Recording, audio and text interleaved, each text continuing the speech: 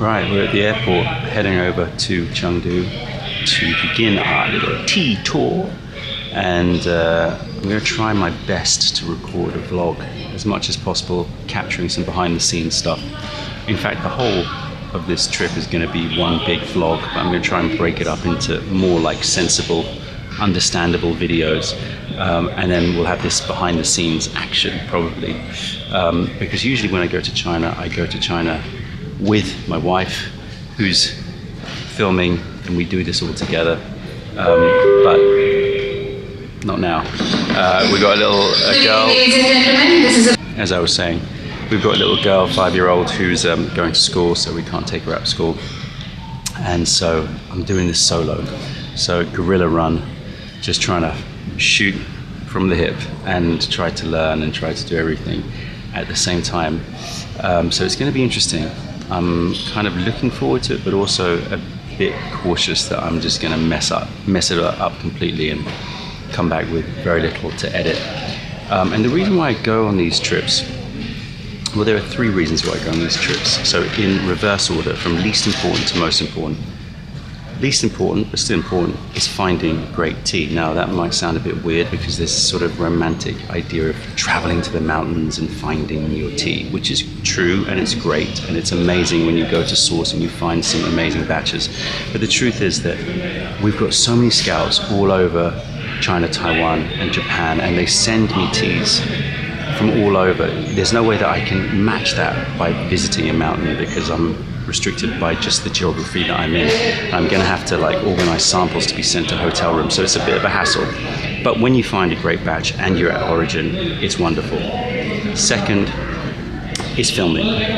Important to shoot stuff so that you get to experience what it's like to do tea sourcing, but also so that you get to see the action in the mountains and see the tea being produced and hopefully understand it. And that's the most important thing for me. The most important reason is to go and be there and learn and experience and learn. So learn by not reading, not hearing, but by watching and by asking questions, and try to join the dots, try to understand the reasons behind picking, processing, etc.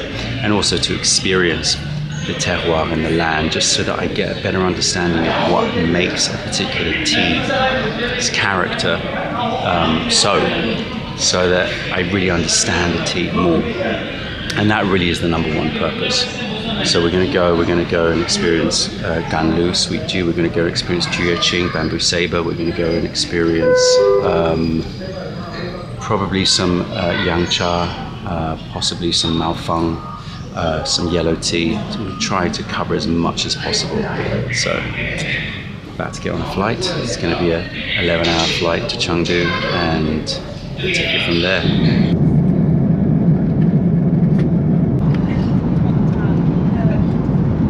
Dear passengers, we have just landed at Chengdu Tianfu International Airport Terminal 1.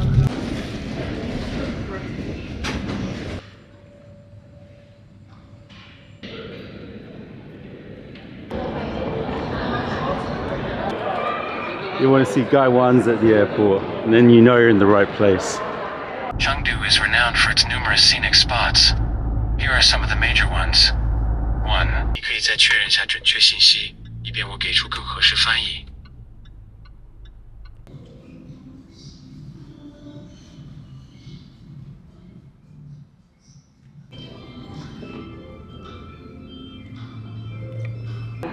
就有非常多的关于成都的茶馆的介绍。 Let's go eat some pig's trotters.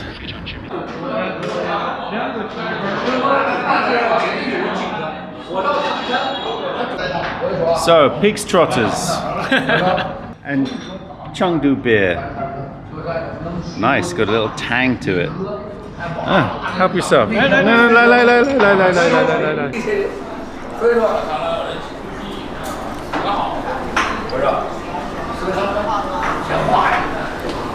Welcome to Chengdu. So I've arrived. It was a pretty good flight, no dramas, it was all good, and actually managed to get some sleep along the way, which is good because it's the next day here in Chengdu, or the next night. I was picked up by a supplier who I've never met before in person, and so we've just been chatting, hanging out, getting a bit drunk, as you do. So we just had dinner. Well, first of all, we sat in lots of traffic and talked about tea for about 2 hours, which was really good. Got lots of ideas about what I want to achieve on this trip with him. And so we've just been planning what we're going to do. And then we checked into this lovely plush hotel. I'm in a Hilton hotel. Now, for those of you going, wow, you live it up when you travel, this is probably going to be the best hotel room that I'm going to see on my trip, because we're going to be going into the mountains. And usually the homestays in the mountains, you know, they're just, you know, they're homestays, and you don't want anything more than what you need, right? So this is going to be as luxury as it gets, and it is pretty luxury, I have to say.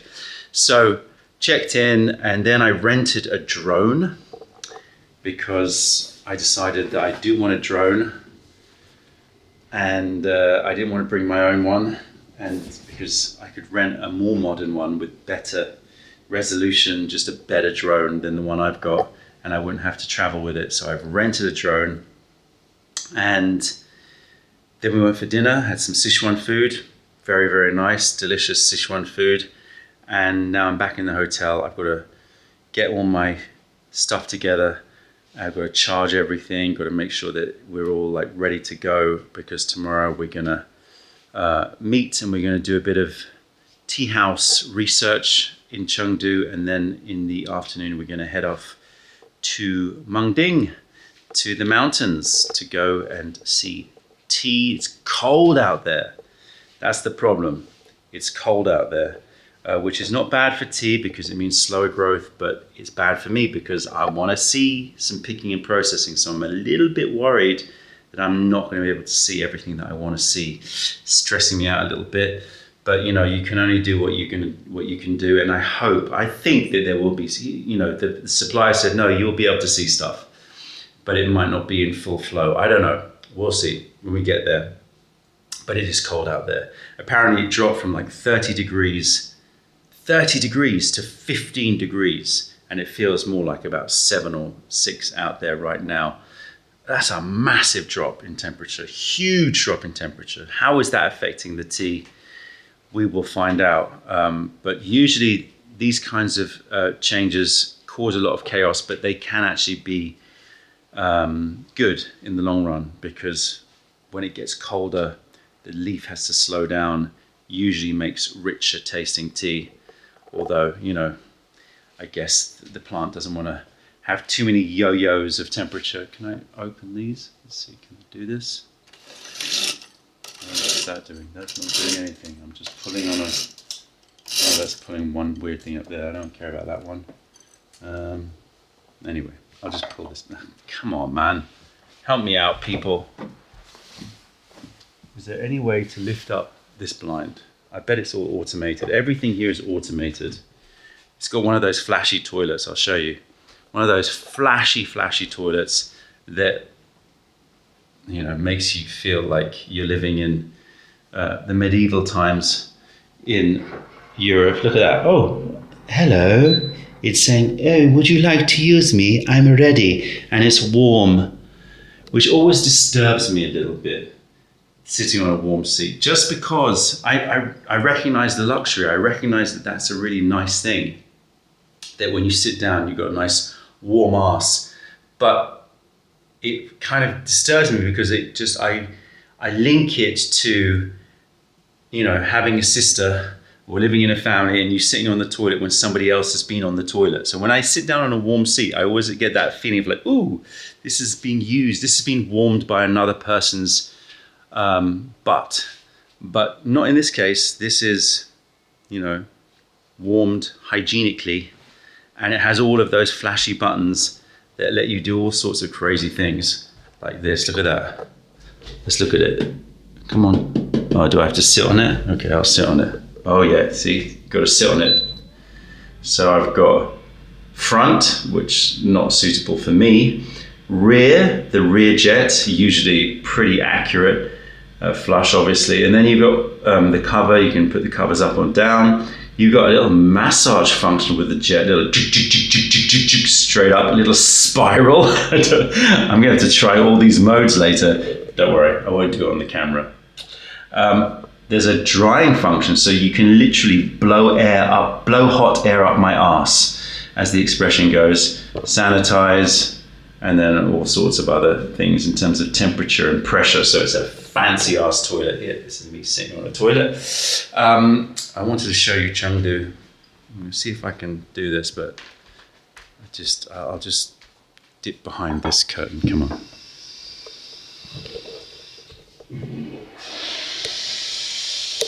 Toilet just flushed behind me. Wow, look at that. Should really turn the lights off around me. In fact, I'll do that quickly. If I can figure out how to turn, there's just too many controls here. You can go straight to the master switch off. Yeah, now you can't see me, but you can see this.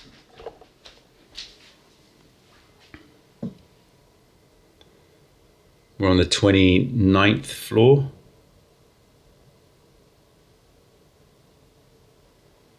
Very, very nice. So welcome to Chengdu. Let me turn the light on. Welcome to Chengdu. And yeah, as I said, my priority now is to make sure I've charged everything up and offloaded anything I've shot. I'm going to be trying. I'm a bit drunk. I'm going to try to be as religious as possible about getting all data off cards every night, so I don't have that question mark of like, can I format this card? I don't want to have to deal with that. I want to know that every morning I can format the card safely. So I'm going to make sure that everything's ready for tomorrow so that we can go filming. And yeah, I hopefully will get a pretty decent sleep, and I'm not going to get any jet lag catching up with me. But yeah, we're back. We're back in Chengdu. And we'll see what happens next.